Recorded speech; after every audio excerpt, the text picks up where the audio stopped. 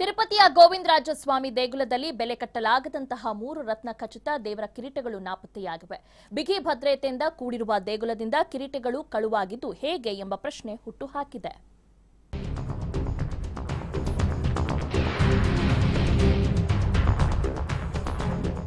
ತಿರುಪತಿ ತಿರುಮಲದಲ್ಲಿ ದೇವರ ಆಭರಣ ಕಳವು ಹೊಸತೇನಲ್ಲ.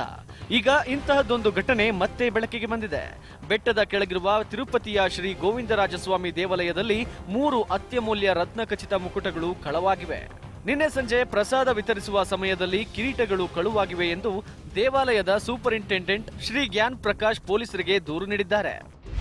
ಇನ್ನು ಕಳುವಾಗಿರುವ ಕಿರೀಟಗಳ ತೂಕ ಹಾಗೂ ವಿವರ ನೋಡೋದಾದ್ರೆ ಮಲಯಪ್ಪ, ಶ್ರೀದೇವಿ ಹಾಗೂ ಭೂದೇವಿ ದೇವರ ವಿಗ್ರಹಗಳ ಕಿರೀಟಗಳು ಕಾಣೆಯಾಗಿವೆ. ಈ 3 ಕಿರೀಟಗಳ ತೂಕ 1351 ಗ್ರಾಂ, ಅಂದ್ರೆ 1 ಕೆಜಿ 351 ಗ್ರಾಂ. ರತ್ನಗಳಿಂದ ಅಲಂಕೃತವಾಗಿರುವ ಮಲಯಪ್ಪ ದೇವರ ಚಿನ್ನದ ಕಿರೀಟ 528 ಗ್ರಾಂ, ಶ್ರೀದೇವಿ ಕಿರೀಟ 408 ಗ್ರಾಂ ಹಾಗೂ ಭೂದೇವಿಯ ಕಿರೀಟ 415 ಗ್ರಾಂ ತೂಕವಿದೆ. ಕಿರೀಟಗಳ ಕಳವಿನಿಂದ ಟಿಟಿಡಿ ಮತ್ತು ಪೊಲೀಸರು ಬೆಚ್ಚಿಬಿದ್ದಿದ್ದಾರೆ. ತಿರುಪತಿ ನಗರದ ಹೃದಯ ಭಾಗದಲ್ಲೇ ಇರುವ ಬಿಗಿ ಭದ್ರತೆಯಿಂದ ಕೂಡಿರುವ ದೇಗುಲದಿಂದ ಆಭರಣಗಳು ಕಳವಾಗಿರೋದು ಅಚ್ಚರಿ ಮೂಡಿಸಿದೆ. ಅಲ್ಲದೆ ದೇಗುಲಕ್ಕೆ ಒದಗಿಸಿರುವ ಭದ್ರತೆ ಬಗ್ಗೆ ಪ್ರಶ್ನೆ ಹುಟ್ಟುಹಾಕಿವೆ. ಈ ದೇಗುಲದಲ್ಲಿ ಯಾವಾಗಲೂ ಭಕ್ತರ ಸಂದಣಿ ಹೆಚ್ಚು.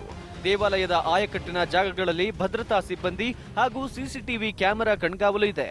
ಆದರೂ ಕಿರೀಟಗಳು ಕಳುವಾಗಿದ್ದು ಹೇಗೆ ಎಂಬ ಪ್ರಶ್ನೆ ಉದ್ಭವಿಸಿದೆ. ಪ್ರತಿದಿನದಂತೆ ನಿನ್ನೆ ಅರ್ಚಕರು ದೇವರಿಗೆ ಸುಪ್ರಭಾತ ಸೇವೆ ಸಲ್ಲಿಸುವಾಗ ಈ ಕಿರೀಟಗಳು ಕಳುವಾಗಿರುವುದು ಗಮನಕ್ಕೆ ಬಂದಿದೆ. ಭದ್ರತೆ ನಿಯೋಜನೆಗೊಂಡಿದ್ದ ಮಹಿಳಾ ಕಾನ್ಸ್ಟೇಬಲ್ಗೆ ಇದು ಗೊತ್ತಾಗ್ತಿದ್ದಂತೆ ತಕ್ಷಣ ಅವರು ಅರ್ಚಕರ ಗಮನಕ್ಕೆ ತಂದಿದ್ದಾರೆ. ಅರ್ಚಕರಿಂದ ಸುದ್ದಿ ತಿಳಿಯುತ್ತಿದ್ದಂತೆಯೇ ಟಿಟಿಡಿ ಕಾರ್ಯನಿರ್ವಾಹಕ ಅಧಿಕಾರಿ ಪೋಲಾ ಭಾಸ್ಕರ್, ಮುಖ್ಯ ಭದ್ರತಾ ಅಧಿಕಾರಿ ಗೋಪಿನಾಥ್ ಜಟ್ಟಿ ಮತ್ತು ತಿರುಪತಿ ನಗರದ ಜಿಲ್ಲಾ ಎಸ್ಪಿ ಕೆಕೆಎನ್ ಅನ್ಬುರಾಜ್ ದೇಗುಲಕ್ಕೆ ಭೇಟಿ ನೀಡಿ ಪರಿಶೀಲಿಸಿದರು. ಡಿವೈಎಸ್ಪಿ ನೇತೃತ್ವದಲ್ಲಿ ಕಿರೀಟಗಳ ಪತ್ತೆಗಾಗಿ 6 ಪೊಲೀಸ್ ತಂಡ ರಚಿಸಲಾಗಿದೆ. ಎಲ್ಲ ಆಯಾಮಗಳಿಂದಲೂ ತನಿಖೆ ಕೈಗೊಳ್ಳಲಾಗಿದೆ. ಇದು ದೇಗುಲದ ಸಿಬ್ಬಂದಿಯ ಕೈಚಳಕವೋ ಅಥವಾ ಹೊರಗಿನಿಂದ ಬಂದವರ ಕೃತ್ಯವೋ ಎಂಬ ಬಗ್ಗೆ ತನಿಖೆ ನಡೆಯುತ್ತಿದೆ.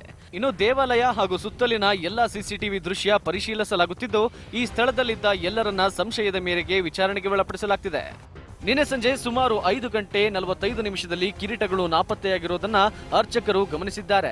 ಪೂಜಾ ಕಾರ್ಯಗಳಿಗಾಗಿ ಆಚರಣೆಯಂತೆ ಸಂಜೆ 5ಕ್ಕೆ ಭಕ್ತಾದಿಗಳ ಪ್ರವೇಶಕ್ಕೆ ಅವಕಾಶವಿರೋದಿಲ್ಲ ಹಾಗೂ 45 ನಿಮಿಷಗಳ ನಂತರ ದೇವಾಲಯ ತೆರೆಯಲಾಗುತ್ತದೆ.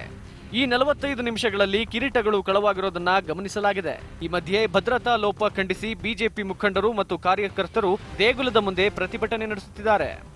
ಟಿಟಿಡಿ ವ್ಯಾಪ್ತಿಯ ದೇಗುಲಗಳಿಗೆ ಒದಗಿಸುವ ಭದ್ರತೆ ಬಗ್ಗೆ ಶ್ವೇತಪತ್ರ ಹೊರಡಿಸುವಂತೆ ಪಟ್ಟು ಹಿಡಿದಿದ್ದಾರೆ.